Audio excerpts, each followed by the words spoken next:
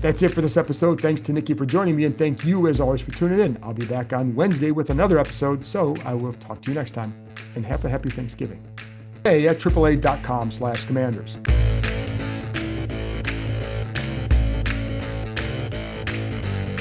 Hello and welcome to my podcast. Do me a favor, subscribe to the John KEIM Report wherever you get your podcasts. If you're watching on YouTube, hit that like button, hit that subscribe button. You can find us there as part of Ampire Media, Ampire. Always much appreciated when you tune in. Don't forget you can read my work on ESPN.com. All right, so today I'm going to be joined by Nicki Jhabvala from The Athletic. Before I get to my conversation with Nicki, just 1 or 2 minutes here, just a couple housekeeping items here. No live stream on Tuesday. Not a lot to talk about this week. It's a holiday week as well. So we've got people coming in, et cetera, et cetera, et cetera. Easier just to resume that after the Denver game when I'm sure everybody's going to be in a much better mood, right? Anyway, there will be more to talk about at that time. And then for the rest of the week, I will be having a podcast come out Wednesday morning video, and then also my 5 thoughts later in the week. And there you go. So also, a couple other things. There will be some things to at least pay attention to this week during practice. I know at 3-8, not what you want, but there's still things going on. There's still 6 games left. So Lord help us. There's 6 games left. Anyway, but we'll see what the status for Jaden Daniels is, for what just the update on him, for Terry McLaurin, for Noah Brown, for Trey Burks, all those guys. Just see what, if they'll be coming back, when they'll be coming back, et cetera. At least get. Listen, we all know the deal. We'll talk to Dan Quinn on Monday. We'll get an update on Wednesday, and then we'll get a further update on Friday. That's where we're at, so I'll save you the time. But maybe we learn something more. I am curious, though, from the team. I do want to find out and I talked to Nicki about this, too, about Jaden. We talk about other stuff, roster building, et cetera, or just the roster construction. But also with Jaden, is there a point where they would say no more? Like, how much does a record play into their desire to get him back on the field this year? Does it play in there at all? So that's something I want to get into. I don't know if they'll answer that question, but it will be asked. So anyway, folks, so that's a couple things. And for you club members, I will be doing it. I'm hoping to do a Zoom with you guys later. Clearly not on Thursday. Hope maybe perhaps on Friday. And I think that might be a good day. So we'll get together at that time and go from there. And then for the rest of the club members, I'll be doing another private chat before the game on Sunday. And again, I know it's, none of these games are what you want, but there's still stuff to talk about because there's still stuff that matters for the future in Washington. So there you go, folks. I got nothing else. Here's my conversation. Oh, by the way, and for Nicki, you go read it. You can read her stuff in The Athletic. You can follow her on social media, Nicki Jhabvala. So do me a favor, do all that for her. Regardless, here's my conversation with Nicki Jhabvala from The Athletic. Hey, Commanders fans, want to make every drive a winning one? With the AAA Commanders MVP membership, you'll get trusted AAA roadside assistance, score Commanders gear with 15% off at the online pro shop, ticket giveaways, and exclusive team experiences. Whether it's game day or a weekend getaway, AAA keeps Commanders fans covered at home or on the road. Upgrade your current membership or join the team today at AAA.com/commanders and drive like an MVP every day. All right, Nicki, so we've got to make this fast because for people listening, Nicki is a saint because my internet has gone out about 10 times. I must have a couple tired hamsters on the wheel today, Nicki. I don't know. I apologize. So that's life in the country. The fiber optic is being laid maybe not as we speak, but it's not going to be here for a couple months. So we're putting up with the country living for a few more months. Anyway. So we're stuck in the 20th century. That's great. Okay, cool. Oh, well, fantastic. Yeah. I will say, like, I'm going to have to go move my horse and buggy soon so my kid can park in the driveway. So nice. we're having a barn raising later. So you know how it is. Nice. Anyways, so let's get to it. All right. Jaden Daniels. So I've talked a lot about what I think should happen or could happen, right? But I'm more curious right now, what do you think? Because obviously the big question is going to be, we don't know when he's going to be ready, but if he's cleared or when he is, what do you think should happen? Yeah, I mean, it kind of all depends on if he's cleared, right? So if it's going to take another 3 weeks, say, and they continue to struggle at the rate they are, and they're pretty much out of it at this point. I mean, they would need a miracle for them to, make the playoffs at this point. But if they're continuing to struggle, then it becomes a hard decision of, you know, are those 3 weeks worth it? And I could see the arguments for both, get the reps, or don't risk further injury, just move on to next season. Um, I would lean more toward the second one of just don't risk injury. You know, think what you want of that, but that's my view of it. He's been injured 3 times, and it's just let's move on, keep him healthy, and get going to next season. Why risk something greater when he's playing with a team of that's very banged up, and that could lead to more injury. You don't have your A team out there fully. So that would be my view on it. I realize there are probably a number of people that disagree with me, but whatever. My view is right. Well, listen, that's why I wanted to have you on though, because like I said, I mean, my take has been, I think but it also depends on how many games we're talking about. If we're talking about Right. 5 games, I think there's something you can get out of it. But then, so let me ask you too, like, but I don't want to repeat I want to hear your view more. So what if if Terry's back and Yeah. on the chance that Noah is back and the Which is line, seems like a very real chance, right, like that both could be back. But yes, right.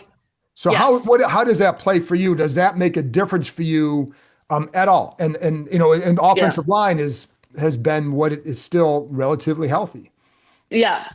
No, I mean, I think if they're both back, it definitely helps. And again, like you said, if we're talking 5 games, yeah, you don't. I mean, you got to finish out the season. That's what he's paid to do, right? Like that's. I think that's different than 3 games. And you might look at it as only, oh, well, it's only a 2 game difference, but that's a lot more time on the field. And you can't. It's also messaging, right? You don't want to completely throw in the towel with 5 games left. So to me, that does make a difference. Not necessarily because of Noah and Terry, but more the time frame. Though Noah and Terry definitely help. I mean, for much of the season, he's been playing with, really nothing out there. No disrespect to the other players, but when you're down to a receiver that you signed, you know, 2 weeks earlier, and then he gets banged up. Um, that's tough. He hasn't played a single snap with the full starting offense at all this season because Sam Cosmi came back while he was out. Right. So yeah, if he can get some of his top targets back, that would help him a ton for sure. What would you like? Let's say he goes back in. What would you like to see from him um, down the stretch? Yeah, I'd like to see more, something closer to the, if possible. I realize they don't have, all their pieces back, but something closer to what we saw last season. And I don't consider this a second year regression like some people. I think it's a very hard to compare this season versus last year. Everything went right last year. Everything is going wrong this year. Um, and they had, I go back to this all the time, but they had 6 games that were won on the last play from scrimmage. That's Mhm. 6 plays, six Right. plays that completely altered their season. And that's all it comes down to in the NFL. I think he's definitely made some mistakes, the turnovers for sure, but I don't see his play as being a sharp regression. I think you got to look at it in the context of everything that's going on with the team, with the injuries. Is he being put in the best situation? That's the part I come back to on that. But I would like to see him get more to some of the stuff we saw last season. The deep shots downfield. Throwing guys open. I thought he did a really good job of that. I just want to, that quick decision making. See more of that. But again, it's not just on him. No, and that's why I say, like, if Terry is back there, if Noah's back there, if Right. let's say you get Trey Burks, Terry, Noah, and Debo, now you Hmm. have at least some parts that you can build on and look to next year to see Yep. like what was it going to look like. But I'm with you, kind of like the three is the hard part for me. 2 games left, it's like, 3 games is like, Yeah. well, but then it's like, what else is going on around them, right? Right. And I know like the defensive stuff doesn't impact him, the injuries, but the offense, if Terry and Noah aren't there, then what are you going to accomplish with that? But Right. what are some other things like, if you say, okay, um, this is something else you want to see, whether it's the learning to throw it away or, Yeah. what do you think were maybe some of the reasons for some of the other issues or whatever speed bumps maybe he encountered this year? Is Right. it just the Right. injuries or is it something else? Or I'm sorry. Well, you know what it was, Nikki? I'm sorry. Talking about best being put in the best spots. Yeah. What do you mean by that? And we can get Yeah, to I mean that. a lot of it is some of the play calling, and I think Cliff King's. I'm not going to question Cliff Kingsbury on every play call, but like I think some of it too is sort of the balance. Like, and again, it comes down to having the right personnel. Like when they and you and I have had this argument before, but I do generally outside of like Jaden, like I do think losing Austin Eckler was brutal. Oh, I don't Because disagree with he's that. yeah, well, it's one of the I mean, honestly, when Terry went out, he was really the only well, Eckler went out before Terry, but outside of he's really the only guy that can truly get open. Right. Debo can, I mean, he's exceptional, right? But he's been doubled and bracketed like crazy because he's the only threat they have on the field. Right. Um, but Austin has a knack for getting open, and he's a yak machine. Yep. So to have somebody like that who can basically double as a receiver and a back is, I mean, it's yeah, it's hard to find guys like that. It really is. I mean, um, so to not have that weapon, I just don't think he had enough around him, and I think that puts him in a very hard spot. Puts any quarterback in a very hard spot, but especially a second year player. His most reliable pass catcher has been Zach Ertz, and Zach Ertz has still had how many drops? Mhm. And he's been playing fairly well, but Right. he's the only like reliable one. Somebody Jaden has knows who he is, knows where he's going to be and when. It felt like every week he was learning a different receiver, and this is not to blame anybody, but that's just the reality of their circumstances. Um, but I think just finding ways to just utilize their personnel and utilize him. I mean, I would like to see him throw it away a bit more, but I don't think he's been terrible at that No. either. I know a lot No. was made last year about, is he going to slide? Is he going to get down? But I don't, Jaden's not like a reckless type. No. He's not going to No. just go run and like throw his body around like that. I think he is fairly smart with it. He looks like an uncoordinated, like baby giraffe when he's going down, though. It's like the most awkward thing. It's just like, just get down. Like, but he does it. At least he does get down. Um, but yeah, I mean, it's more of just finding more ways to help him out there. I don't know if I explained that. It was Oh, a for lot of sure. You rambling. did. But I agree with you 100% on Eckler. I think that was a Yeah, huge loss for them because yeah, he's also someone who can win them one-on-one and he can win quick. exactly, And that's a big deal. exactly. I also think it's funny because like Ertz has been probably about as productive as you would expect given where he's Hmm. at, but his limitations are flash more because what they don't have in addition to, Yes, you know what I mean? Like, okay, well, yes, he's I not agree. explosive. Well, we already knew that, but if you have Terry and you have Noah, you have Eckler, Right, now Ertz is the reliable guy, but they need explosive. So that's where, you know what I mean? right. But that's where I And agree I with them. I think the one game where Terry came back, at least for part of it, the Kansas City game, where he had those two big Yeah. catches, that was a very stark difference from what they've been working with. And again, it's not a knock on the other receivers. It's just they're that's what Terry is, and he's more experienced. It's not I don't think Luke McCaffrey would question that. Right. That he's the same as Terry. He's not. But that's what this offense has been missing. And I think people forget that Jaden is still young. He had an exceptional season last year, exceptional, but he's still young and still learning, and he's admitted that time and time again. Commanders fans, your fandom just got an upgrade. Introducing the AAA Commanders MVP membership, where real fans get real perks and the same trusted AAA membership benefits. The new AAA Commanders membership provides the chance to win game tickets, access to VIP events and experiences, 15% off at the Commanders Online Pro Shop, while providing peace of mind for Commanders fans on the road. Already a AAA member? Don't sit on the sideline. Upgrade your membership or join today at AAA.com/commanders. All right, let's look at some of the other young guys too, because like the day tours from last year, what has been your take on them? Because like so much about building this roster is like, where's this roster at? But they're Yeah. key to this. What have you thought about? And that's the Sinnott, Newton, Right. Mikey, you know who they are. Yeah, that's the part that has been the most disappointing, I think, this season because Mikey Sanderstill, Juan Martin, they had they had good seasons last year. I thought Quan was really developing, Mhm. was really coming into his own as a safety, leadership wise, but also just in his play, played more confidently Mhm. and it showed. And I thought Mikey, his versatility was good. I wouldn't say he was exceptional in the slot or outside. I think he was very good though for a rookie. Yes. Yeah. And to make that transition in season to go from the slot to outside was impressive. Yep. Um, and I think both have struggled mightily throughout the season, be it with missed tackles or just general confusion on the back end.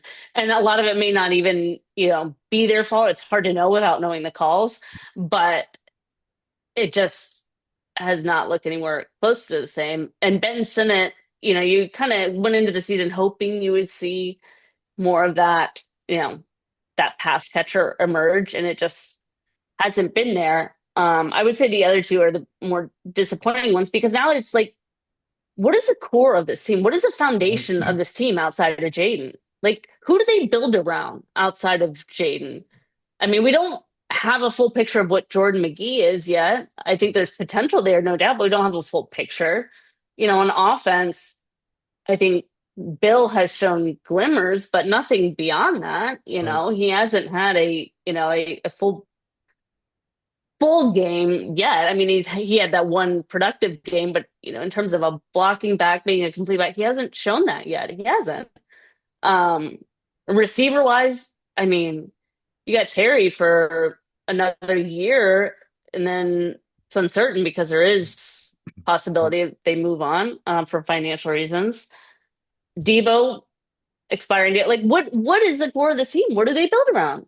And I thought I had an idea last year. Now I have no idea, and that's a problem for a rebuilding team. I agree. And I think the one thing I look at, and I don't know if you agree with this, I still think the O line can be pretty good with what they have, right? So I I think do like too. so I I think you like the O have line. you have O line and quarterback, and then I think you have parts. But Right. defensively, what is your base to build around? That's right. With this O line, I can see together for a couple years being solid. I don't know, like defensively, you just need more. Yeah. You That need. I mean, you could erase all of it on defense. Truly, because I don't. Outside of Trey Amos is probably the one that I thought he had a good season for a rookie. yeah, The injury was really unfortunate. It's weird to have two fractured fibulas. yeah, I know. Same secondary, same team. Like that's odd. Um, but I'm trying to think, is there really anybody outside of that? I mean, they're gonna keep, Mikey, obviously, but you just don't feel as good as you felt about him And I last think, season. and I think when we're talking about like future starters, right? Right, Like I right, think Mikey will be on your team. I mean, and I can still see right. him playing a key role for them, not giving up on him, but like you're right, like one solid rookie year and then one year where it's up and down and Yeah. see some good and you see some not so good. And then, Hmm. like Kinlaw will be here for a couple years. Um, Hmm. but beyond that, like, I'm with you. Like, I like Jordan McGee, but we don't know like what's the role. Like, what if he is going to be Hmm. Bobby's replacement?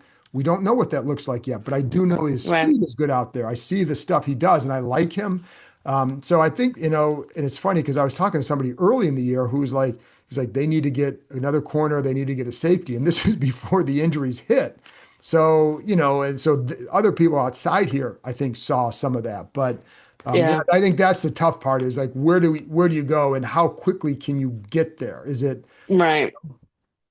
Because yeah, I mean, Adam Peters, like many other teams, say, "Oh, you build through the draft and supplement through free agency." But last year, I thought they found some key pieces in draft. Again, I'm not so certain anymore. So right now, the one certainty they found in the draft, this regime has found in the draft, is obviously Jaden, um, and then some maybes. right? So, and you're 2 years in, so that's And tough. I know, Johnny Newton's still high on their radar, like, their list of Sure. whatever. But But you he's in still, the list of maybes for me, you right, know? me too, because Yeah. you want to see like at what level can he get to? Can he be a starter type or is he a backup rotational guy? I think when you Hmm. look at those, you need some of those second and third rounders to elevate. And I don't know, we haven't seen the evidence that they're going to evidence, now some of them will be Hmm. contributors for sure. I Yeah. think like Mikey will always be a contributor, starter or whatever. I think Yeah. Luke will be a contributor. Hmm. I think some of the, Coleman, what don't know. So, Yeah. I Right. think that's the one that's Jalen will be at least a contributor, you know? right, Yeah. Jordan McGee, at least a contributor. But right. But yeah, outside that's of, the one guy they've extended was, Sam Cosmi, drafted by the previous regime. What other long-term deals are there? Terry, sort of long-ish term, I guess, couple of years. yeah. Yeah, no, I think that's the hard part is that's the one that they needed to get right. You need some of those guys going into next year. You need those guys to elevate, and Yeah. that's for sure. So, because without that, I think it's going to be tough. Like, and I'm sure I know you probably heard this too. Like, they felt like they were not, Hmm. they didn't feel their roster was complete going into this year. They always felt like it was Right. another year. But are we still on that? Are we still on that one more? You know what I Right. mean? Like, I think that's the That's question why I that, asked, like, a couple, what was it, a few weeks ago. That's why I asked Quinn, do you still feel like it's a recalibration? And yeah, which is his words, because that to me insinuates, oh, it did just a couple moves away versus a rebuild, which many moves away. But I mean, it's kind of all semantics at this point. What they've done is a rebuild. They overhauled the front office, overhauled the coaching staff, gutted the roster. It was 60% new guys last year. mhm, It's probably going to be that again this off season. mhm, So like, it's just constant rebuilds. And are you building up or are you just, scrapping and starting over? I mean, that's starting to be what it feels like too often in Washington. You want to see some growth, you know? right. Well, and I think we're going to have a lot of time to talk about that in the future. A couple of things really quick then too. Brandon Ayuk, you got any thoughts on him at this point? No. Okay, very good. Thank you. I don't well, I mean, I have You know, thoughts, but they're more questions like yeah, what's going on? that's my Who question. just And I who should say, just right. trashes like that's 26 million? I don't know. It's been contentious over there for a long time, and he signed that $120 million deal. Now he's willing to forego $26 million in guarantees. I don't know that I would do that coming off multiple ligament tears. Right, Um, and given sort of the nature of how things have gone for him in San Francisco, will there be many suitors? right. Especially from out here. I know one player who would surely raise his hand and be in favor. And that one player probably has considerable weight in the matter, but I don't There's a GM who know. knows the situation well too. There is that. How many players are they going to sign from San Francisco, you think? Is it more or less than they signed from Carolina 5 years ago? Well, the problem with the Carolina thing was the players, but it was everybody.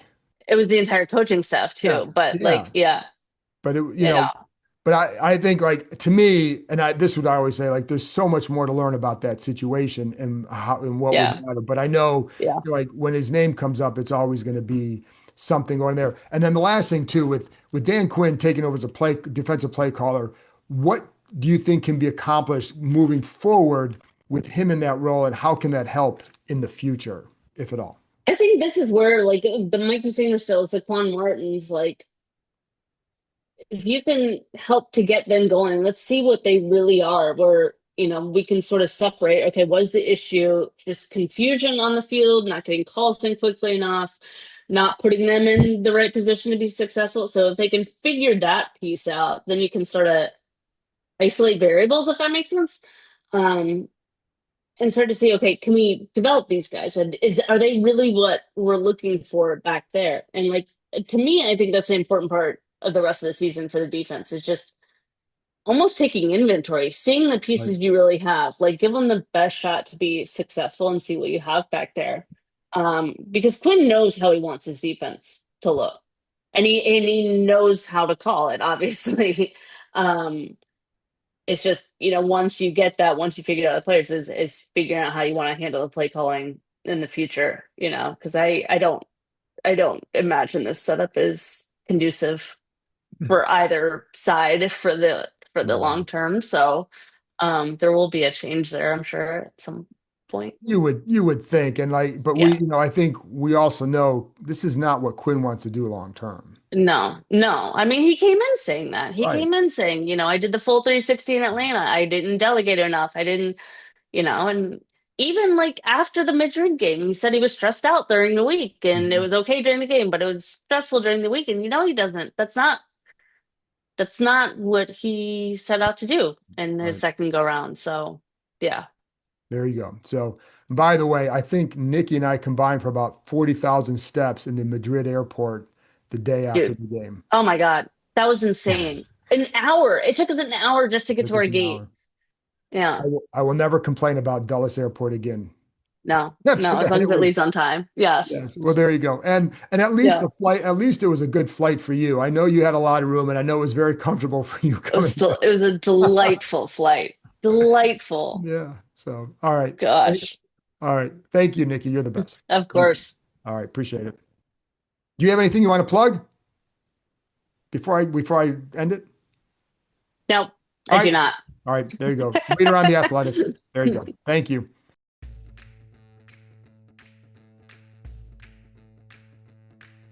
That's it for this episode. Thanks to Nikki for joining me, and thank you, as always, for tuning in. I'll be back on Wednesday with another episode, so I will talk to you next time.